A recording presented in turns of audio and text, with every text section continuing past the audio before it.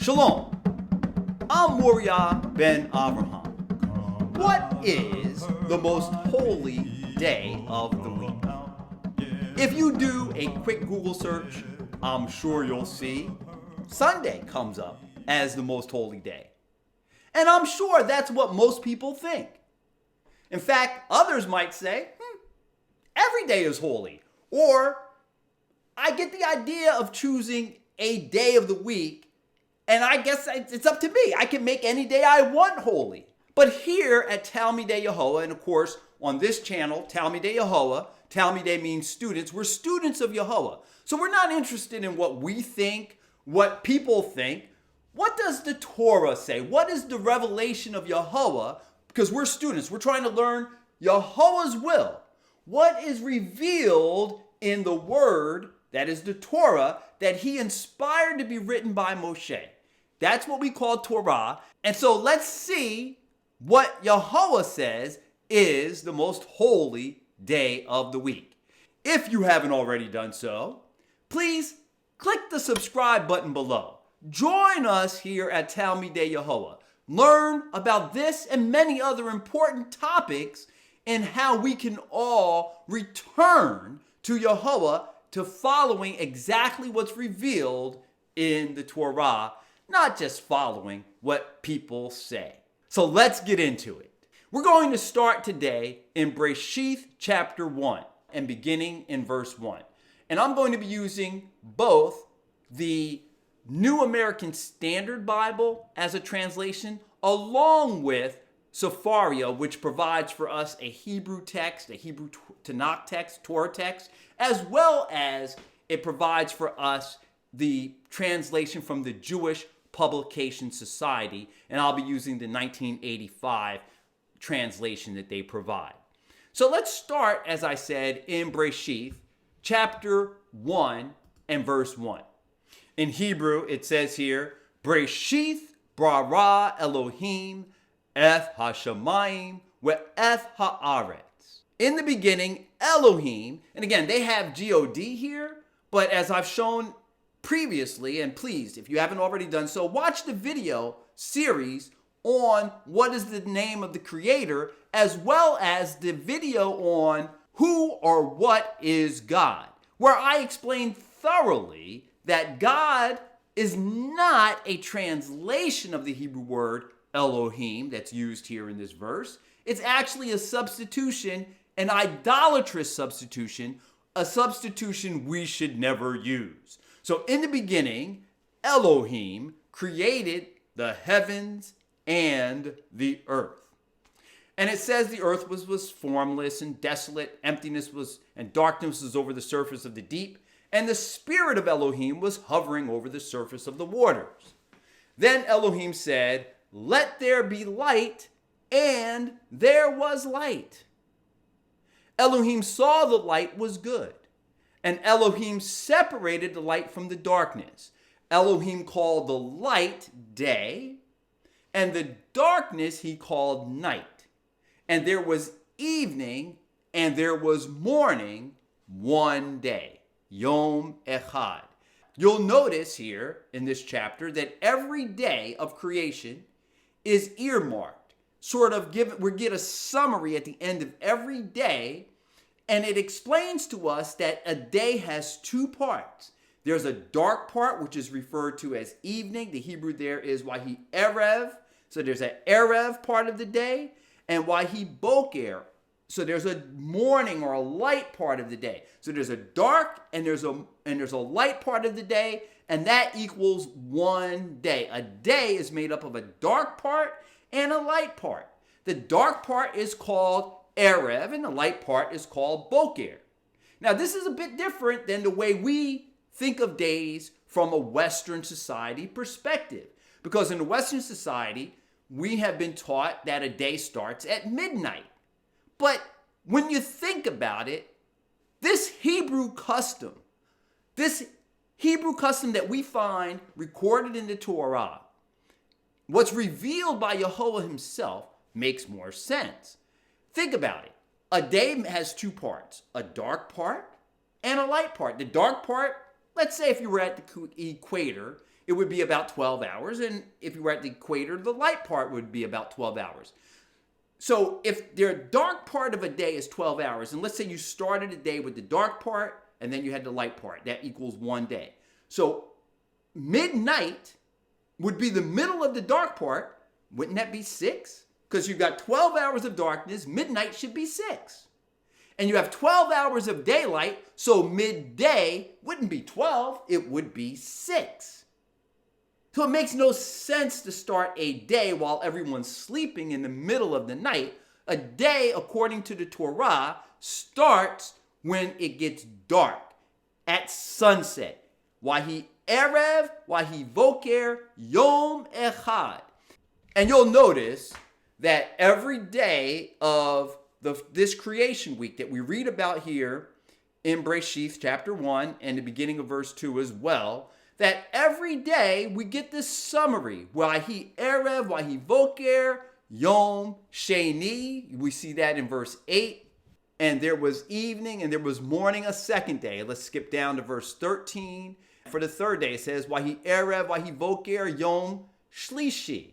So every day it says the same thing. We get this summary, this summation at the end of the day, that the whole day was made up of 2 parts. There was an evening, a dark part, and there was a morning, a light part. Evening, morning, the third day. Again, the fourth day, the same thing. The fifth day, the same thing. Skip down to the end of this chapter, verse 31. And Elohim saw all that he had made and found it very good. And there was again evening, wahi erev, wahi voker, yom hashishi, the 6th day. When Moshe wrote this, he did not write this with chapter breaks. The chapter breaks were added much later by people who did not respect the tradition, the Masorah, of the Hebrews who had the authority and the responsibility to transmit this text from copy to copy. Instead, they just did their own thing and they broke this chapter where it should not have been broken, because we should continue reading about the 7th day, which concludes the week, the creation week. So chapter 2, forget about the break. There's no break in the Hebrew. We go right into now what is now called chapter 2, verse 1. And it says, I'm going to read the Hebrew, then the English. Wahulu hashamayim v'haaretz, with kol tzva'am.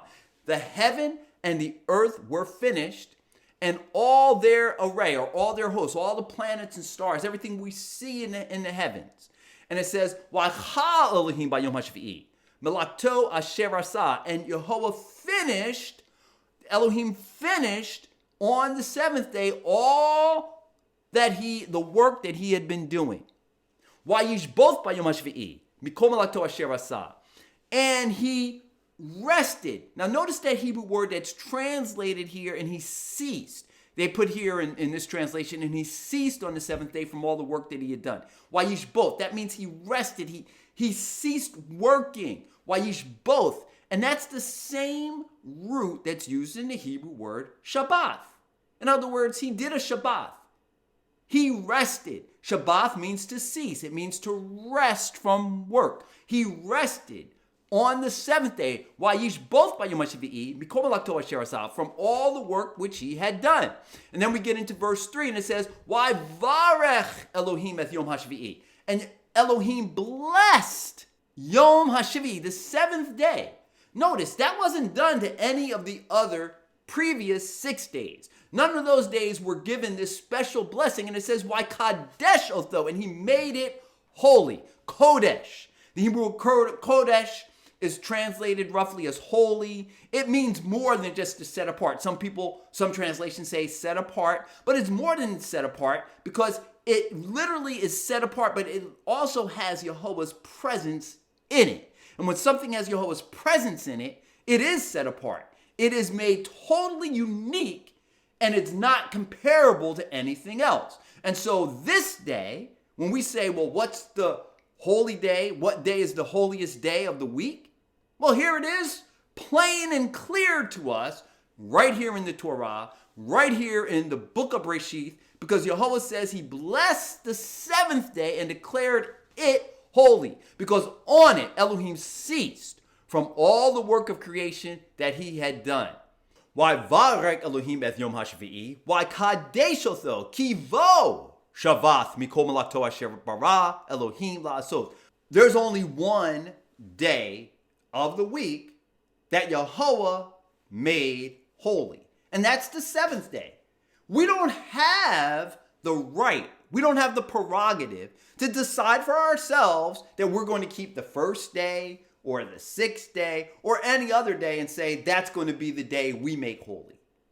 Only Yehovah can make a day holy, and it's our responsibility to simply follow and keep what he says. In fact, Yehovah made this day holy and made the keeping of this day holy a part of the most important words ever transmitted to human beings, as revealed in what we call the Ten Commandments sometimes, but is really the Asereth Hadvarim, the 10 matters. And if you haven't had a chance, please watch the series on the key to understanding the word of Yah, where I make that point very clear, why the Asereth Hadvarim, the 10 matters, are the most important words. They're the only words written in stone.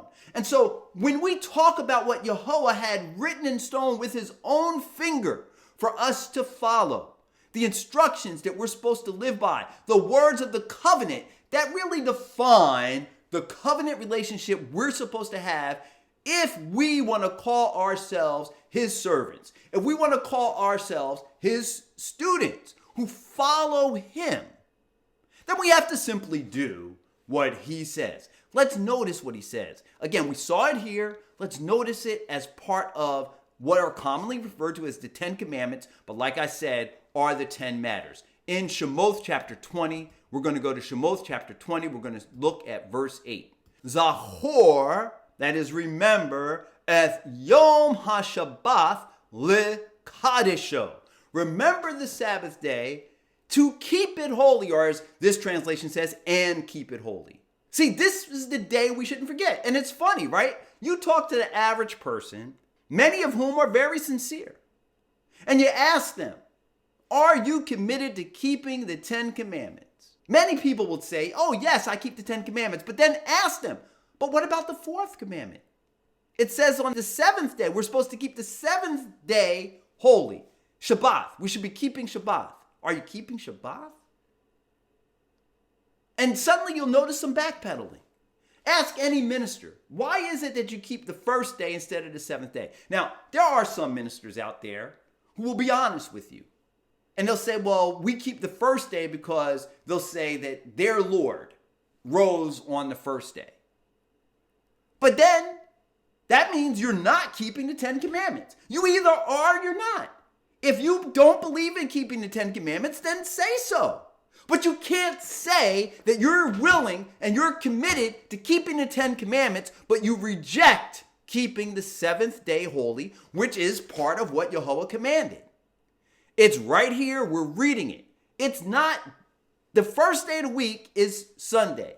It was named so because the Romans said that they wanted to dedicate the first day of the week to the Elohim that they worship, which was the sun. So they're worshiping the sun, S-U-N, the sun. It's not the day dedicated to the sun, S-O-N, it's the sun. And the Romans were already celebrating that day, a day they dedicated to the sun, when those who claim to be following the Greek text, which they call the New Testament, we don't call it that, that's just the Greek text. Those who claim to be following that text adopted the day that Rome had dedicated to their Elohim, and they began to worship on the first day of the week, Sunday. But that's a totally different day, and that day is not a holy day because Yehovah himself didn't put his presence isn't in that day. Yehovah put his presence in Shabbat. He blessed Shabbat and made it Kodesh. He says, remember the Sabbath day. He doesn't say that about the other 6 days of the week. Remember Shabbat, Yom HaShabbath, Likadasho. He says, Shesheth Yamim Ta'avod. 6 days shall you labor and do all your work. But the seventh day is Shabbat. Yom HaShavi'i Shabbat. Lihoah Eloheka. You see, the seventh day is Shabbat to Yehovah, your Elohim. You shall not do any work, you, your son, or your daughter, your male or female slave, or your cattle, or the stranger who is within your settlements. For in 6 days Yehovah made heaven and earth, and all that is in them, and he rested on the seventh day.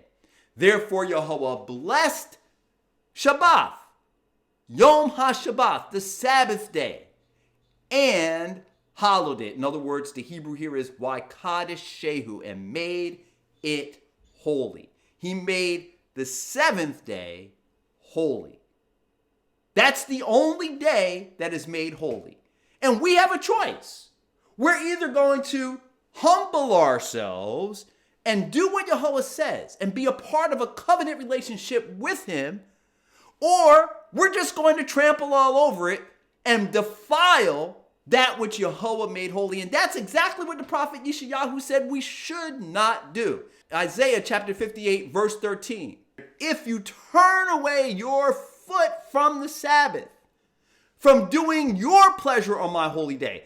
Let me also read this for you in the Jewish Publication Society. It says, if you refrain from trampling the Sabbath, from pursuing your fairs on my holy day. In Hebrew, im tashiv mi Shabbat ragleka, asoth kafatzecha, bayom kodshi.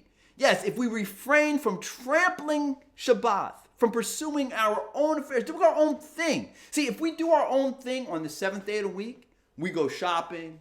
See, the world, what does the world make the most important shopping day? Is it not the seventh day of the week? The very day Yehovah made Kodesh. The very day Yehovah said, don't forget. He said, remember Shabbat. But it seems like that's the one day. People are saying, yes, I keep the commandments, but they seem to forget this one day. If we want to be in a covenant relationship with Yehovah, we can't forget this. We can't trample on this day. We need to keep our feet off of it. He says, keep your feet off from pursuing your own affairs on my holy day. If you call Shabbat day a delight, the Hebrew word used here is oneh. It means a delight. We should call it a delight. Yehovah's holy day, honored. And if you honor it and go not your own ways, nor look to your own affairs, nor strike bargains, that means do business, do deals, go out and work, go shopping, then you can seek the favor of Yehovah, and I will set you astride the heights of the earth and let you enjoy the heritage of your father Yaakov, for the mouth of Yehovah has spoken. It's clear what day Yehovah says is the most holy day of the week. In fact, it's the only holy day of the week. Now, there are other days that Yehovah made holy. We are going to create videos about all the days that Yehovah made holy, the annual holy days, along with the weekly Shabbat. But during the week, the day that's made holy every 7 days from the creation, the day from creation that Yehovah has placed his presence in, there's only one day that we need to remember. It's the seventh day of the week. It's a day in Hebrew we refer to as Shabbat. We need to remember that day and keep it holy, for that's the most holy day of the week. If you haven't done so already, please hit like on this video, subscribe to our channel, learn with us here at Talmidei Yehovah. We're on a journey. We're going to restore the truth and return to the ways that are found revealed in the Torah. Join us in that return. Shalom.